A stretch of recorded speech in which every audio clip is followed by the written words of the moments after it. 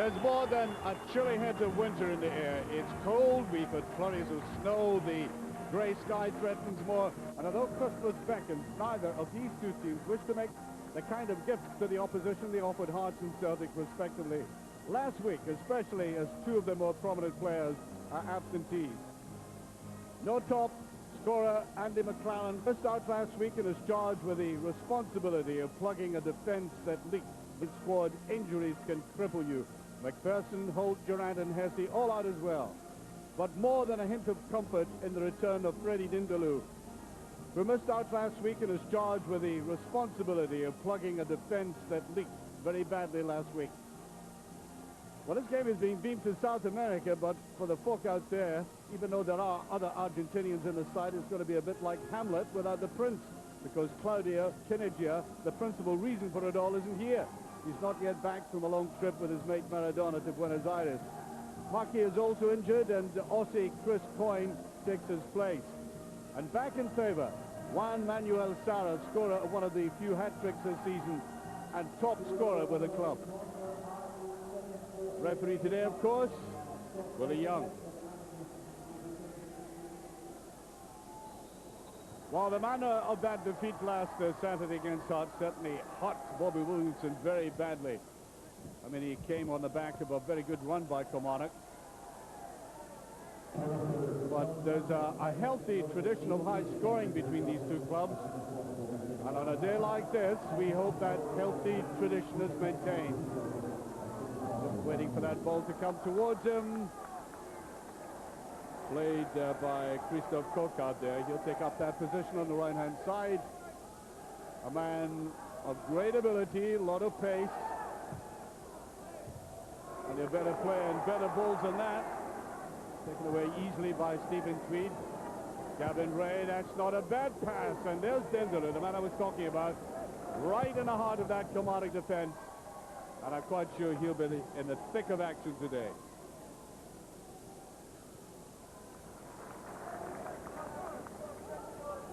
Big goalie there. A little bit nervous.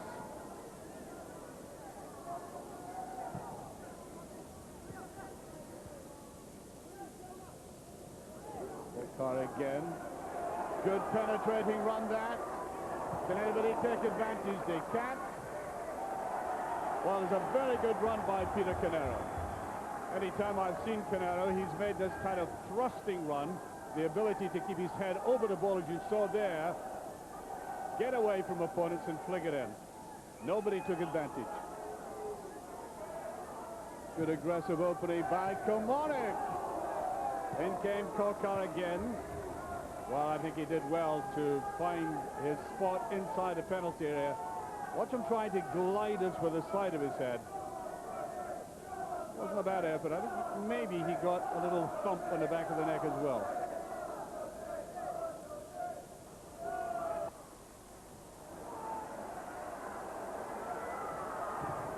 Oh, that's in, yes. The man has been threatening since the start of the game. Christoph Kokar, with that delicate little chip round, kept it done brilliantly. Well, we showed how intelligent he can be with it running into the penalty area, but it does require a lot of work to put it past defenders and a goalkeeper like that, who was defending his line very well. Gets his poise there with the right foot. Little double shuffle. But that had to be immaculately struck, and it was.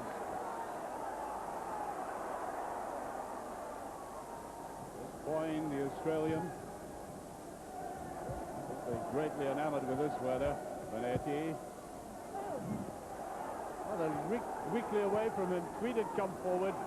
Now Gavin Ray tries to open it up, and he does. This intelligent player, Namsadji, making his way down. That's a lovely little ball. Just past. Great move by Dundee. Well, thankfully, in the first 5 minutes, we've had wonderfully flowing football from both of these teams, and that was so nearly put in by Milne. Oh, give us more of this.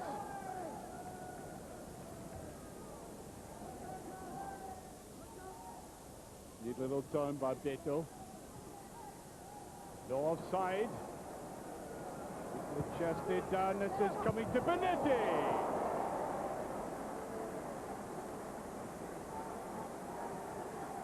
Well, he was angled, I think, the wrong way. You can see the ball was very close to him there when eventually he took it. If he just leant slightly back, there might have been a better finish in it. Yes, he's annoyed with himself about that. However, all credit to Dundee. I mean, they've come back and played some splendid football after that early reverse.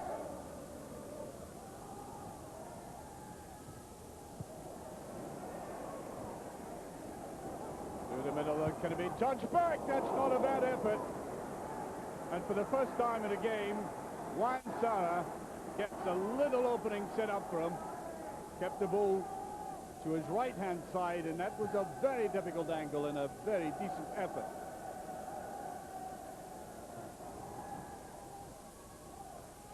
Demsadzi got out of that tight position very well, Dundee. Beautifully laid off. Ray going in. That's a great tackle, though. This is going to be a goal kick. Well, I did mention Dendelou's defensive qualities right at the start, and that's a perfect illustration of a man who can read the game quickly, and he had to there. Riley neatly back. Mahoud. Dendelou. Well, he's lucky Canera was at the back there.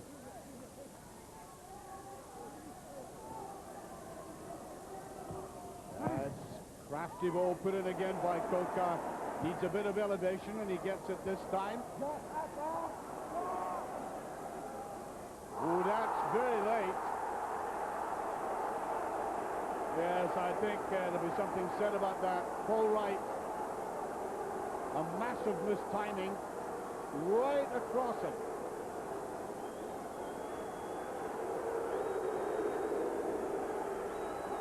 Well, it gives you an idea of the healthy appetite shown by these two teams, but a little touch of excess there by Paul Wright. Sara, that's a lovely turn by Sara on the ball. Bonetti. Morocco. Moving the ball about intelligently. Bonetti again. That's a decent ball, and brilliantly struck in there by Bonetti. From an almost impossibly tight situation. Sara is offside. Once again, a neat and very intelligent move by Dundee, and all credit to the player manager for the way he put this ball in. Look, ball well shielded by the defenders. Almost a corkscrew turn there. Once again, Dendelou right on the spot. Bobby Williamson in the front of the stand. I think he must be, although his team is one up, he must be concerned at the way Dundee have played against the defense. A lot more possession in the forward areas than Kilmarnock.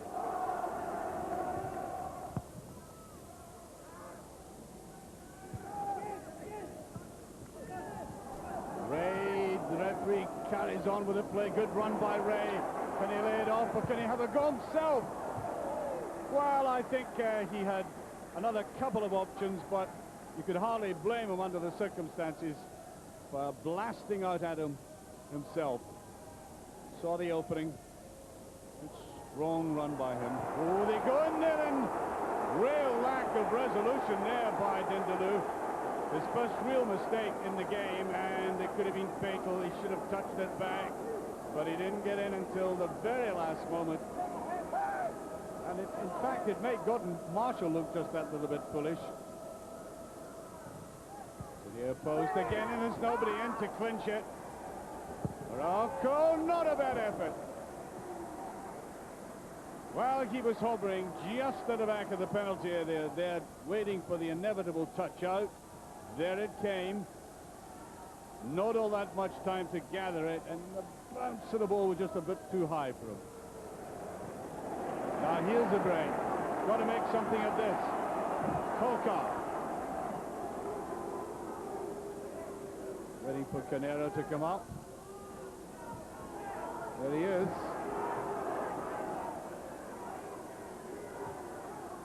The ball inside, that's a tempting one. It's got to be touched first time.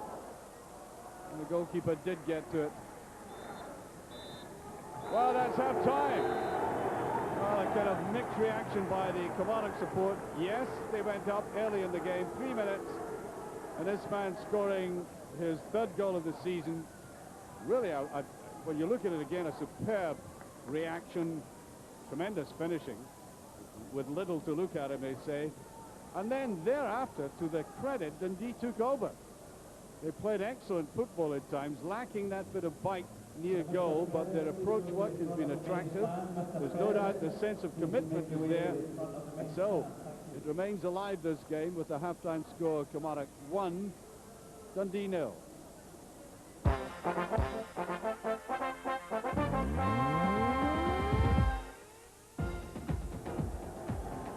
A perplexing time for Dundee, who had so much of the first 45 minutes and nothing to show for it. They've only ever won here twice at Rugby Park. They were unbeaten in the last 3 visits.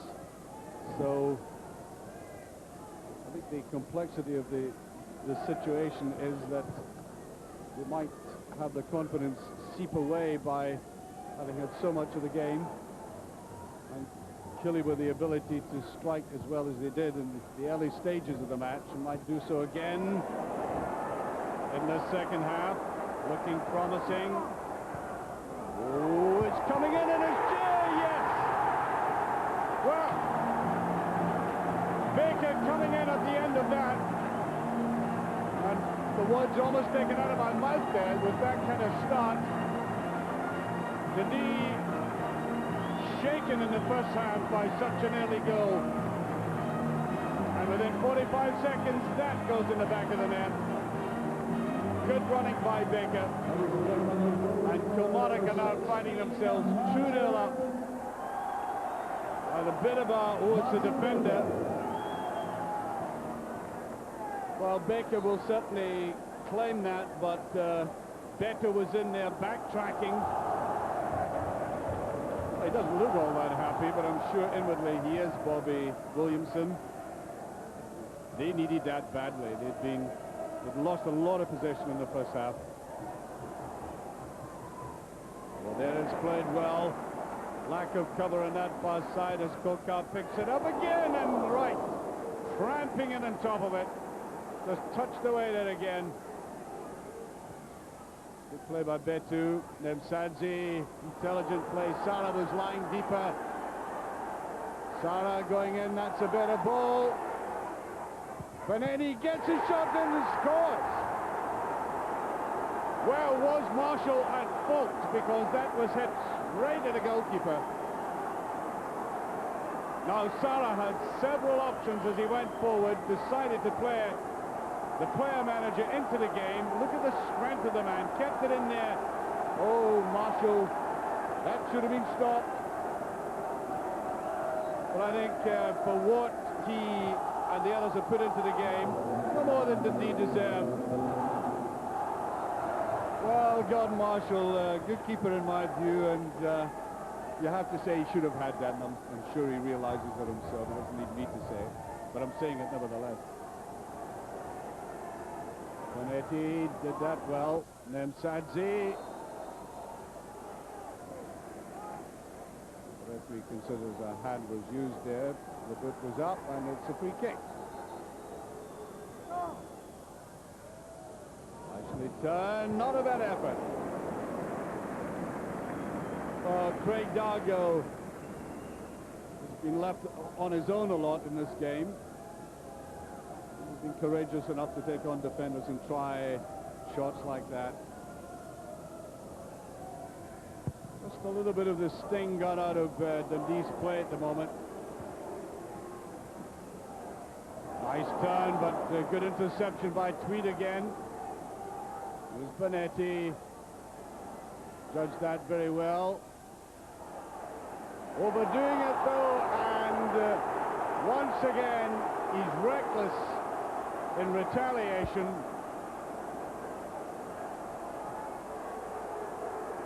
Well, he got into that tangle himself. He has no argument with the referee about this. He loses it. And look at that. That's really, to be absolutely honest with you, that's deserving of a red card. I've already praised him for being an intelligent player, and he is, but, you know, you can be clever, but you're not allowed to get away with that. And Bonetti has subbed himself. There's a man who's replaced him, Artero. Coca has support inside, and Barret seems to take his eye off the ball at the crucial time. There's a little touch through. Here's Milne with a chance to score, and he's done it.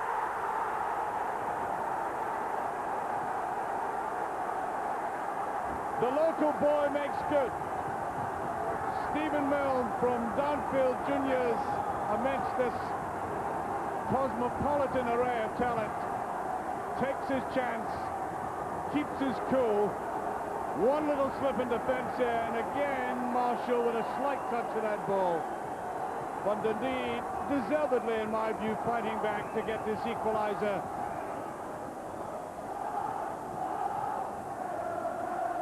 He must be annoyed. They've had two great starts to each half. And it's not so much that they've thrown it away, it's the fact that Dundee have come back in it so well, and he knows that he, in a situation like this, is missing the likes of Durant and a Holt for creativity and solidity in midfield.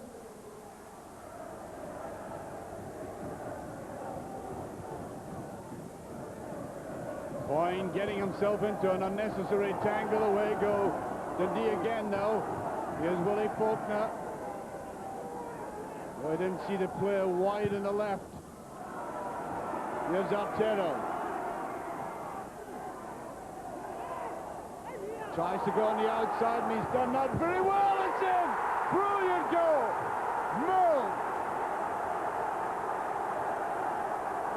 Tremendous play by Artero, I have to say, and the Dundee youngster in at the near post to rifle that in. Again, I have to repeat, it's no more than the football deserved. Look at the way he took the tourist route and then inside, and the youngster needed only that slight flick to put them 3-2 in front with 11 minutes of the game left.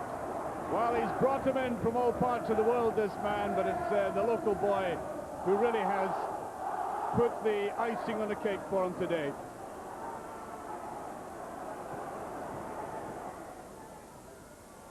Oh, it's onside. Can he put it away? Barret.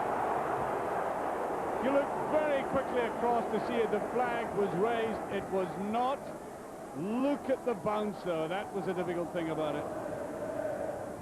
We're into the last minute of this game, and they have enjoyed the long miles and roads from Dundee.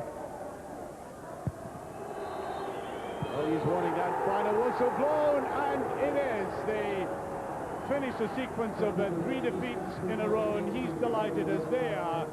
And yes, they deserved the victory after going that goal behind by Coca. An immaculate judgment of a goal, by the way. And Baker starting off the second half of that lovely run down, even though he was marked by Betty, who might have got a touch in there as well. The captain and the player manager showing the way by example, coming through there with good poise to get it beyond Marshall, who I think was at fault. And then the youngster winning the game for Dundee. That first goal with a lot of poise and purpose in his play, finishing it off well, and then a brilliant goal. All credit to Artero for the way he made it. And that required conviction at the end, which he showed. And Milne puts it right into the top of the net. Excellent game, by the way. Congratulations to both teams for making what might have been a grey, dismal day in keeping with the weather turn out to be some entertaining, spectacular football. The final score, Kilmarnock 2, Dundee 3. In the last couple of games, we lost in the last second when we were up 1-0 or stuff like that. And then today we were losing 2-0 and we scored 2 goals. Yeah, this is the football. And a great performance from some of your younger players today. Yeah, we got some younger, very, very strong. I think they have a big future in front of them, especially Savo, Stephen Meyer, but Gavin Rain is so strong and is an unbelievable player. To be honest, I enjoyed the game. I thought both teams were trying to play in a proper fashion. Dundee have got a lot of good players and a lot of flair players at that, and they posed us problems, and as it showed, they've won the game 3-2. No Claudio Canigia today. Yeah. What was the problem with him? Stephen Mine really plays him very well. He scored 2 goals. He's working very hard, and then I'm happy. But were you annoyed that Canigia didn't make it back in time for the game? Obviously, no. He called me around 2 o'clock. He was in Edinburgh. He was very tired, and then we don't want to risk a player after 7 days without training, because obviously we got a kind of player on the bench that they can play, you know. But obviously we're missing Claudio every single game anyway. So he'll come back into the team? Of course. Absolutely. Billy Stark watching that with me here in the studio. Billy, who needs Claudio Canigia after that? Yeah, well, it's great to see a young Scottish lad coming in and doing the business for scoring 2 goals, vital goals at that. Yeah, one of the players that Benetti was praising there was Gavin Ray. I thought he had an outstanding match for Dundee yesterday. Yeah, well, I was impressed with him last week against Celtic. As his manager rightly said, they're a big, strong boy, very powerful, running forward and taking the game to the opposition. But I think the mix is very important for Dundee, Jim. They've got some Scottish lads in there, like Barry Smith, Gavin Ray, the young boy Milne coming in, Wally Faulkner, who know what it's about, playing the Scottish Premier League and the physical aspect of it. And as I say, the mix looks just right for Dundee just now. And Dundee has actually said in commentary they've so much possession in both the first and the second half, and this boy Ray really made them tick. Yeah, well, as I say, he's that type of purposeful player in the middle of the pitch, and leads by example, and I think you need that type of player as a catalyst to others to play. The Kilmarnock could not have got off to a better start, both in the first half and the second half. Let's have a look at the goals. And I suppose when you go 2-0 up at home, you expect to win. Well, very much so. I mean, Bobby will be really disappointed. The first goal here, a wee diagonal pass, and Dundee a bit slow getting cover to the defender, and being a 2-footed player, Picard, just a wee step over onto his left foot and sweeps it away into the far corner. We've seen him doing that so often since he's been here, Jim. As I say, just a wee bit slow in getting the cover there, so he doesn't know where he's going to come inside or outside, and inside onto his left foot and tucked it away. And they started the second half just as well. Well, it's poor defending by Dundee there. They've tried to step up with a deep runner coming, and credit Martin Baker. It's a great run into the penalty box. And the honesty of the wee boy Carranza to match him in there, but unfortunately he's not got the physique or the height to really compete in there. And it's a good brave header for Martin Baker. He put them 2 up. Yeah, that was 2-0 to Kilmarnock, and as far as the home support were concerned, Martin Baker pretty happy there. It was looking pretty good. I was watching Benetti pretty closely yesterday, Billy. I thought he had his best game for Dundee. He put himself about a lot and showed a lot of great skill. Well, he is a player of some pedigree, Jim. This one here, he's running away from goal and does remarkably well to get that quality across into the penalty box. Unfortunately for him, no takers, but look at that. He's fought off the defender, run away from goal, as I say, and played it away. He's made a great run to get on the end of this pass from Sarah, who's quite intelligently held the ball up until he got there. Big Marshall will be disappointed. A very uncharacteristic error by him there. But he's been the saviour of Kilmarnock so often that you can allow him that one. This was the darker side of Benetti. He claimed he was tired at this point, and that's why he managed to fill Paul Wright. Well, I remember him, I think, at Motherwell in the first game of the season, Jim, where he did get sent off, and the same type of thing happens. After the challenge, he ends up showing that he's got an injury as well there. I don't know if he was trying to take the heat out of the situation, but I think the Kilmarnock boys thought that should have been a red card, without a doubt. Well, I mean, I think that you could certainly argue the case. Some referees would have given him a red card there, but I think Willie Young has been about for a long time now, and I think he's refereeing very sensibly now. Yeah, we praised Gavin Ray earlier. I think we have to mention Stephen Mill. This was his first 90 minutes for Dundee. What a start. Yeah, well, I think he was out on loan at Brechin City, and it shows you the importance of that, Jim, that you can play first-team football and be ready to take the chance when it comes in. He's a very quick front player, and we'll see that with this goal here, that he's on the last line. We debate the offside. The ball's been played 15 yards by that point. We think he's on. Yep, I think he was just on, but fair play to the linesman. He's gave the attacking team the benefit of the doubt, and the young lads ran through. He knows what he's going to do, and he slotted it under Big Gordon. And what about Artero here? Well, he's a player of great ability, and I think that shows you that teammates, knowing a player's characteristics and the way they can play. Young Milne's got into a front post position, almost in a standing position, so he knows that Artero's got the ability to go by those players and deliver a pass, and he's got the reward for anticipating that. The players and supporters celebrated yesterday as if they'd won the cup, and I suppose after last Sunday night at Dens they were entitled to. Oh, I think so. I mean, as we've spoken about before, they certainly deserve something from last week, I think. And as the manager pointed out, a couple of sore ones, losing goals in the last minute to lose points, so it's worked the other way for them. 2-0 down, they've come back brilliantly.